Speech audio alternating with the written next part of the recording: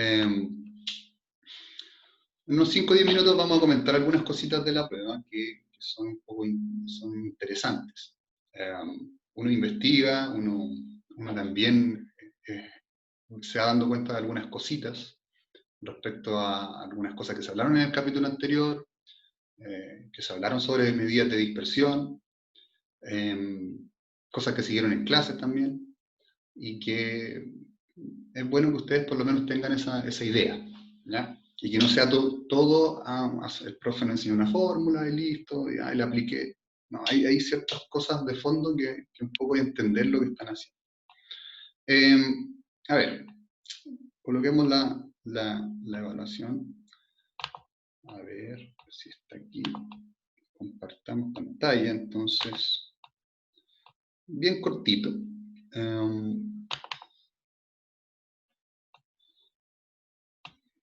Bueno, ustedes ya tienen la pauta de respuesta, ultra revisada, ¿ya? Para que no hubiese ninguna consulta. Esta no es mía, espera un poquito. A ver. Pero esta es la prueba de alguien, no sé. Pero más allá de eso, dice ahí, la pregunta 2, que fue una pregunta que la gran mayoría, una buena cantidad, no la supo responder bien, o se enredó incluso para llegar a una respuesta que era en realidad una línea. Entonces dice, ¿qué diferencia hay entre una medida estadística, media, moda, mediana, varianza, etcétera, etcétera? Si los datos están no agrupados, o sea, los tengo en una lista y tengo los números, ¿qué diferencia habría entre tener esos datos o verlos en una tabla de frecuencia con intervalos?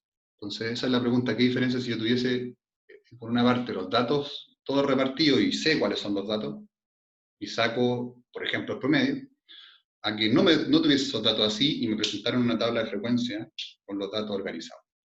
Y la respuesta está, se las puedo explicar ahí en la tabla al lado. Es un ejemplo de tabla de frecuencia con intervalos. Entonces, ahí tengo, ¿cierto?, que la frecuencia es 6. Entonces, hay 6, en este caso, bueno, celulares, ¿cierto? Pues si digo personas, ya digamos que eran personas, 6 personas que están entre 400 y 450. Entonces, decir eso significa que no tengo los datos exactos, perdí precisión.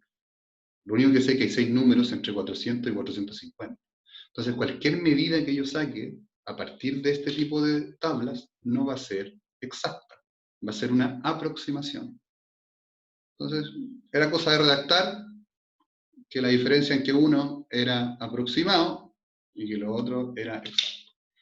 ¿Ya? Es así de sencillo. Entonces, se perdía información, algunos lo dijeron de otra forma y llegaron a la misma conclusión, ¿cierto? Pero no, de que la fórmula de esto, otro, que una le multipliqué la marca de clase, no, eso no, es evidente, obviamente, que eso es una diferencia, no era como lo fundamental, como a simple vista, no le iba a preguntar algo así. Después, bueno, todo el tema de cálculo, me llamó la atención, sí, que era súper típico, que al momento de calcular los cuartiles, en las preguntas 4, y después hacerlo con el rango intercuartil, se le olvidó que el resultado que están obteniendo es una posición, y que después de esa posición hay que buscar cuánto vale ese valor. Entonces, cuando sacaron el rango intercuartil, que era 2, colocaron los números que obtuvieron ahí, que era 52,5, creo, 19 y tanto. Entonces, el rango intercuartil no le salió 2, le salió como 30 o 20. Entonces, cuidado ahí, es súper típico, es algo que incluso de repente uno se confunde, porque cuando uno hace la fórmula del percentil, uno cree que el número que está obteniendo es el valor del dato, y no, es la posición, y después de la posición busco el valor del dato. Bueno, las 5, las 6, un detalle, fijarse lo delicado que puede ser equivocarse en un número, al calcular una fórmula, y eso, el impacto que puede tener en sacar la varianza y la desviación estándar, sobre todo, que son los más importantes. Entonces, ahí traté de ponderar un poquito eso respecto a los puntajes y que no castigarlos tanto, pero fíjense lo delicado que de repente es no colocar bien un dato, o no ordenar bien los datos, o derechamente no pulsar bien la calculadora, etcétera, etcétera. ¿Ya? Es súper delicado eso, y es algo que es súper común. ¿Ya? Bueno, ahí están los valores, todo. Bueno, eso no está correcto, pero... Y la última observación tiene que ver con la pregunta 9. La pregunta 9 dice que dice los datos ordenados corresponden, ojo, están ordenados, o sea, ahí hay una pista. Yo podría haber obtenido los valores, ¿cierto? Si no hubiesen estado ordenados, porque, a ver, uno ve los datos y como que uno cree una tendencia, ¿cierto? Si uno ve la primera fila va creciendo, ¿cierto? Y después la segunda va creciendo más. Entonces uno ve como quizá una sucesión de números, y uno puede entender que, por ejemplo, si la mediana de la muestra es 73 y tengo 12 datos, o sea, es par, ¿cierto?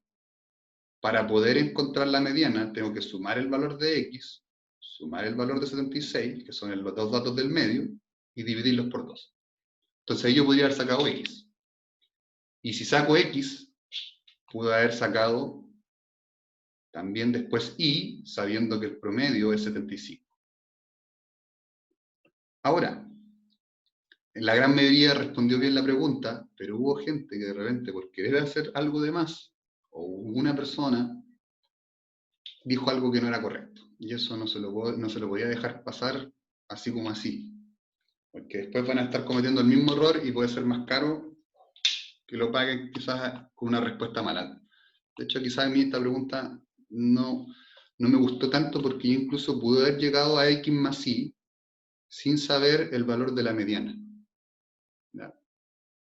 Sí, todos llegaron a que X más Y tenía que ser 157. Entonces, este es típico error que nos puede pasar en cualquier momento. Que si yo llego a que X más Y es 157 y no tengo ninguna información más, claro, en la pregunta de la prueba tenía cómo encontrar X con la mediana, y podría haber encontrado Y, pero yo no puedo, si yo tengo estos dos, yo no puedo decir que estos valen lo mismo.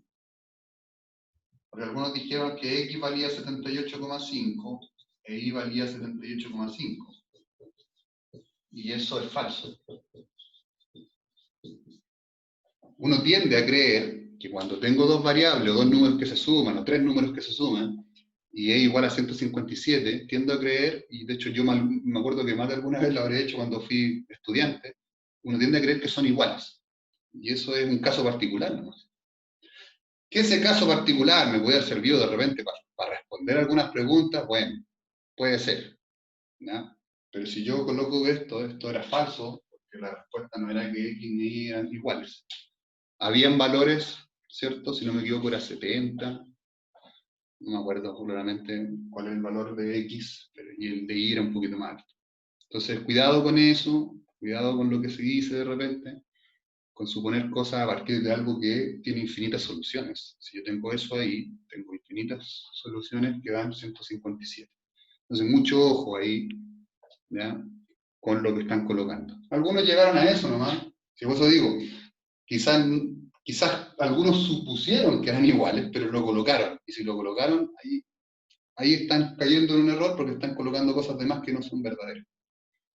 Y eso ahí tuvo una penalización, les quité un punto, por lo menos. Algunos llegaron a eso, ¿no? Y quizás ni supieron cuánto valía ni X ni Y, ni siquiera usaron el valor de la mediana. Porque era rara la pregunta, en realidad, en ese sentido. Entonces, otra cosa que me di el tiempo de investigar, y es bueno como cierre. Fíjense que esto, bueno, lo saqué de un resumen de un preuniversitario. No sé, ¿lo ven o no? O les cambié. A ver, déjenme ver si lo puedo. Ahí Ahí está la fórmula de la varianza. Entonces, ¿se acuerdan que la varianza para este preuniversitario, pero Valdivia, y asumo que para el resto, no creo que ellos, no creo que el resto de los preuniversitarios hablen de otra fórmula? ¿Se acuerdan que nosotros hablamos que en algunos casos la varianza podría ser con n y en otros casos podría ser con n-1? Entonces estuve investigando ahí para ver si podía sacar la duda y podría haberles dado una respuesta más clara. Y hay un tema de confusión incluso, porque esto es una varianza poblacional. La varianza poblacional. Entonces es como una fórmula general en realidad, aunque no haya población. Como que las preguntas de facsímil usan 10 datos, por ejemplo, o 5 datos. Y claramente eso es muy raro que sea una población en estricto rigor. Bueno, si quisiera hacer una encuesta en mi familia, pero no sé si la gente anda haciendo encuestas en la familia como cualquier cosa, o sea, es muy raro de hecho. Pero los facsímiles usan poquitos datos por un tema, obviamente, de cálculo. Entonces, cuando es poblacional, se utiliza n. Y cuando es muestral, se utiliza n-1. Entonces, ahí está la gran diferencia que más de alguno me lo preguntó.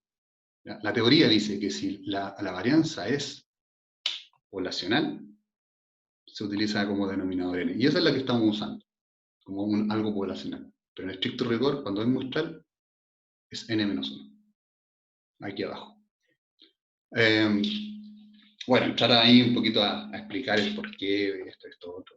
Hay demostraciones que muestran eso, pero eso ya es en materia de otros cursos, en materia ya de universidad.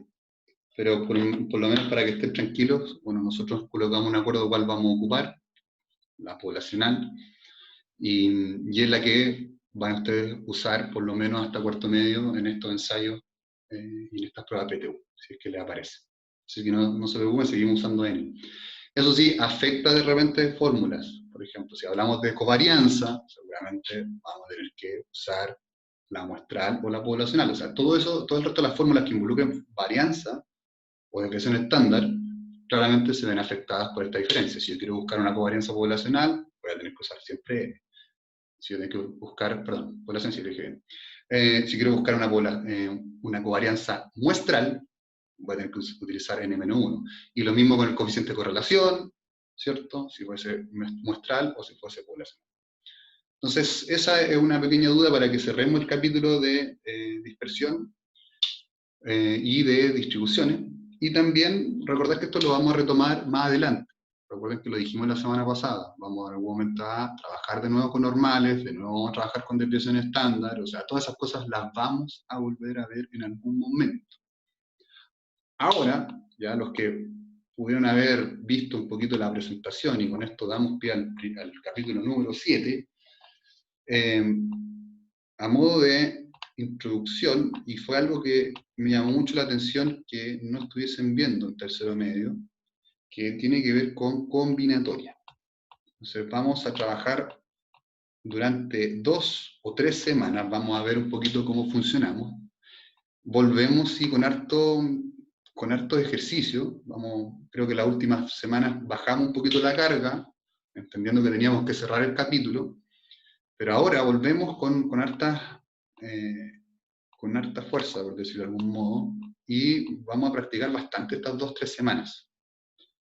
Vamos a ver si podemos evaluar, y seguramente ya la próxima semana les voy a confirmar. Yo creo que de aquí a 3 semanas podría ser combinar esto de combinatoria con lo último que vimos del capítulo anterior, el puntaje Z, que no es tampoco la gran gracia, se dieron cuenta la semana pasada, y también con lo que vimos de correlación y covarianza, sobre todo correlación. Entonces, trabajaremos hoy, vamos a ver hasta dónde podemos. Son hartas diapositivas, pero en realidad son hartos ejemplos. Vamos a trabajar hoy con lo que es combinatoria. ¿Ya? En palabras sencillas, por ejemplo, a ver, cosas que se me ocurren a mí. ¿Ustedes conocen los juegos de azar, no sé, el loto? ¿Lo han escuchado alguna vez? Pregunto. ¿Saben cómo funciona, no? Piensan, pregunto, porque si no voy con otro ejemplo. Me puedo pensar que lo conocen o no, porque pregunto, después estoy hablando cabeza de pescado y después no entienden nada.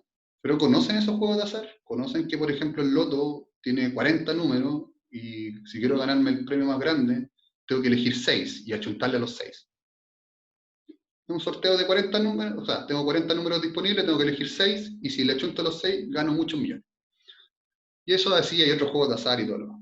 Entonces, uno podría preguntarse, bueno, si yo juego al loto que una, yo me compro un boletito, yo podría preguntarme, bueno, ¿cuántas combinaciones hay? ¿Cuántas combinaciones podrían salir? ¿Cuántas combinaciones son ganadoras?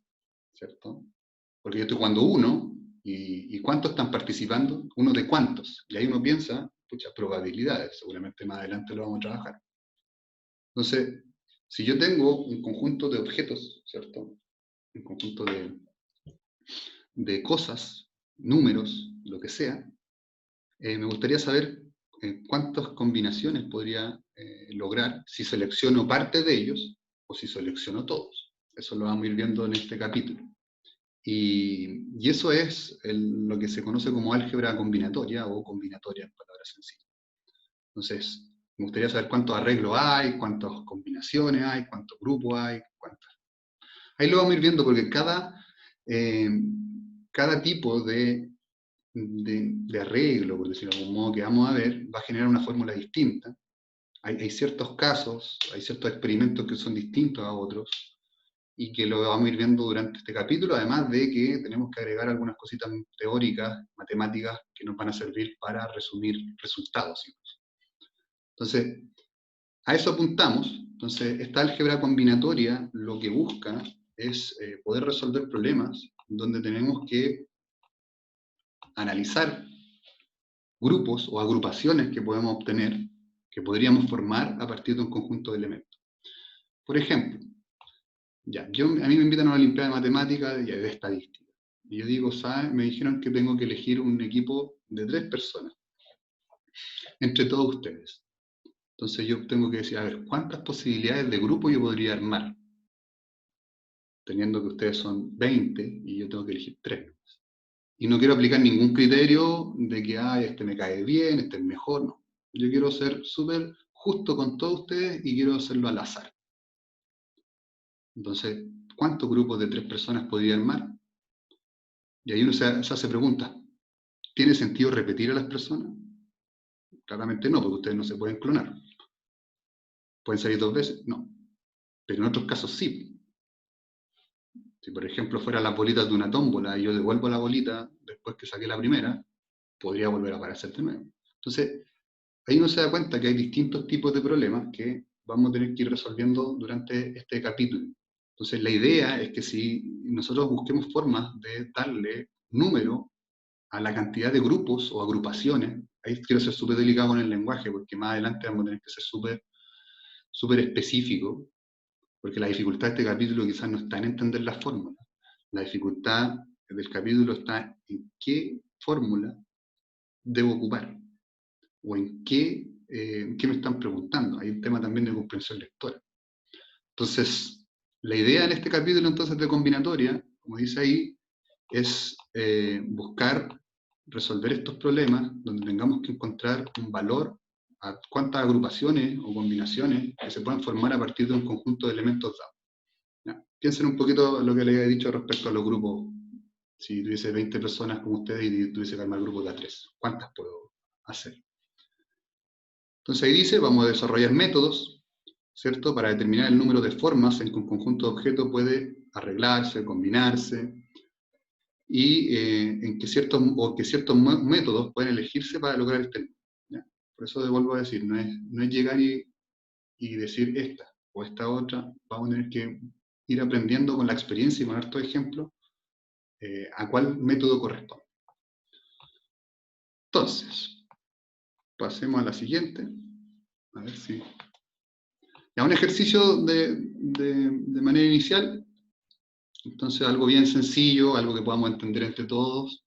Dice, ¿cuántos símbolos de un código de 3 letras podrían formarse con las letras A, B y C sin que estas letras puedan repetirse? Entonces, existen varias formas de resolver ese problema. Yo ahí marco con la flecha el código, digamos que el código está en una fila. ¿Ya? y ahí están tengo que colocar las letras A, B, C. Entonces, una de las tantas formas de demostrar esto sería con lo que ustedes conocen. Si no lo conocen, se los presento, pero deberían aprenderlo de antes, es lo que se conoce como diagrama de árbol. Me imagino que por lo menos lo han visto en biología, si es que no lo vieron en matemáticas. Entonces ahí, si parto por el A, puedo ser BC, si parto o CB, ¿cierto? Si parto con el B, puede ser AC o CA. Y si parto con el C, es el AB y el BA. Y esas son todas los códigos que yo podría haber obtenido con estas 3 letras. Entonces puedo usar 6 símbolos, 6 códigos, y ahí están, ¿cierto? Entonces, cada vez que les preguntaron este tipo de cosas, en este tipo de ejemplos, ustedes tuvieron que hacer una selección, ¿ya? Y eso es algo que se conoce en combinatoria como suceso, y después en probabilidad también lo vamos a retomar. Entonces el suceso fue hacer códigos de 3 letras con ABC. Y incluso si tuviésemos varios sucesos que ocurren en conjunto, vamos a decir que el suceso es compuesto, ¿ya? Yo pude haber colocado, no sé, por ejemplo, aquí que la primera fuera vocal, y, no sé, la primera partiera en B, y que las otras 2 son al azar. Entonces hay 2 sucesos, ¿cierto? Un suceso que la primera sea, por ejemplo, B, y que las otras 2 sean las que quedan. Uno ahí puede ir viendo con harta creatividad que se puede preguntar de varias formas lo mismo.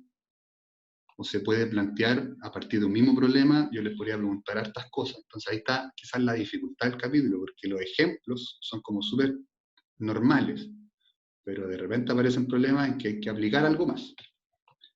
Entonces, recordar lo que es suceso, ¿cierto? Cuando hicimos la selección, en este caso, de lo que nos pidieron de las letras, se llama suceso, y si hay varios sucesos, ese suceso se llama compuesto. Pueden haber 2, 3, 4.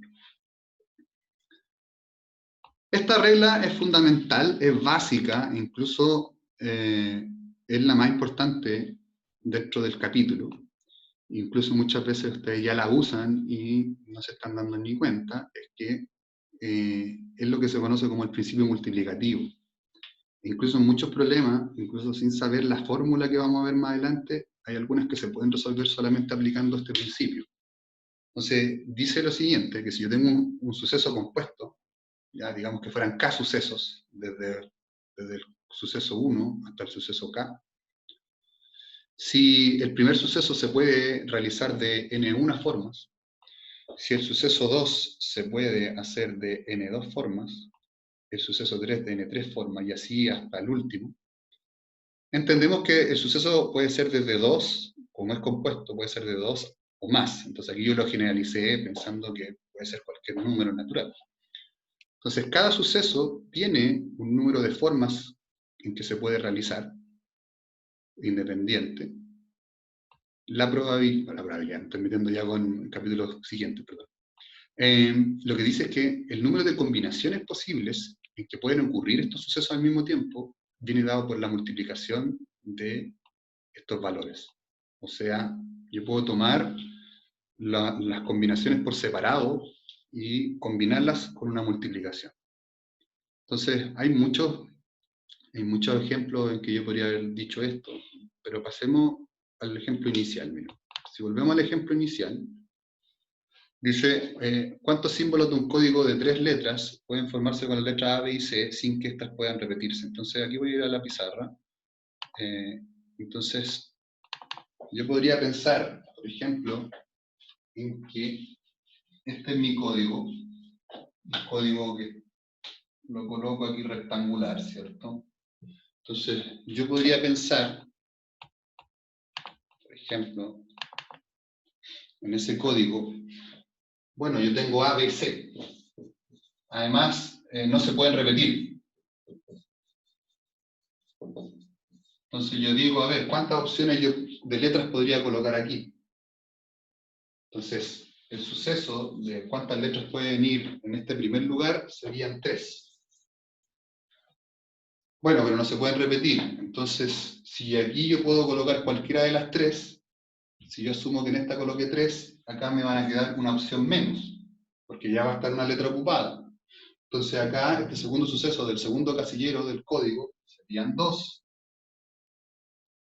Y si considero la última, como ya aquí tienen que haber 2 letras, me tiene que quedar una opción. Entonces el principio multiplicativo dice que si yo quiero ver las combinaciones que hay entre estos sucesos independientes, y estos hacen un suceso compuesto de cada casillero en este caso, las combinaciones que se puedan formar en la multiplicación entre las combinaciones por separado. Y eso se llama principio multiplicativo y se puede aplicar en muchos ejemplos. Yo diría, en este caso, el mismo 6 que obtuvimos contando con el diagrama, lo obtuvimos aplicando un principio multiplicativo que es mucho más automático, en vez de estar dibujando arbolitos. El arbolito puede servir en séptimo, octavo básico como para visualizar, o incluso en algunos problemas que a ustedes les cuesten, también lo pueden usar, por último, para ver cómo funciona. Siempre el diagrama de árbol es una estrategia súper útil realmente para visualizar problemas de todo tipo, especialmente en combinatoria.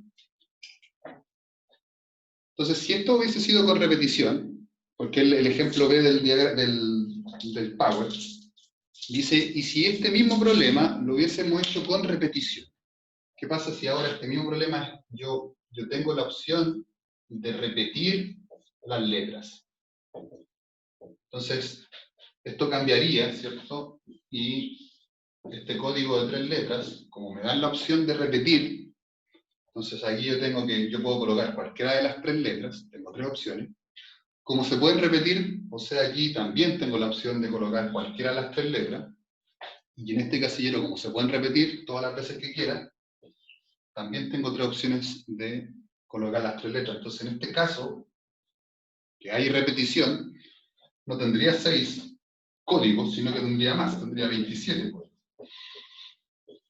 Entonces, este ejemplo nos da a conocer que en algún momento va a ser importante saber distinguir si en un experimento de este tipo, un problema de este tipo, podemos inferir o nos pueden decir si es sin repetición o con repetición. Porque el mismo problema claramente tiene 2 miradas distintas respecto a ese criterio de repetir o no repetir. Entonces, mucho cuidado porque más adelante en algún problema ustedes van a tener que inferir con sentido común incluso, ni siquiera que les digan, si es con repetición o sin repetición. ¿Ya? A veces tiene que ver, como les digo, un tema de comprensión lectora incluso. Si a mí no me dicen nada, por ejemplo, en el problema, si este mismo problema no me hubiesen dicho ninguna de estas dos, por sentido común, yo tendría que suponer que es con repetición, porque me están dando todas las opciones posibles. ¿Cuántos números se pueden formar con... ¿Cuántos números? ¿Cuántos códigos se pueden formar con las letras A, B y C? Y no me dicen nada. Bueno, yo tendría que suponer que es con repetición. Obvio, sentido común, de hecho.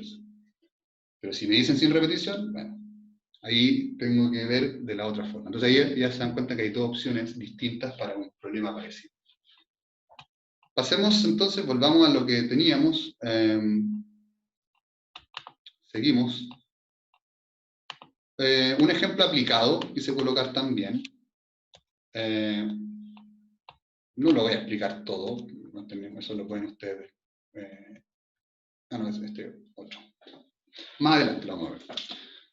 Me había confundido. Entonces, ahí hay más ejemplitos usando este casillero, ¿cierto? Dice, ¿cuántos pares se pueden formar con las letras de la palabra hoja?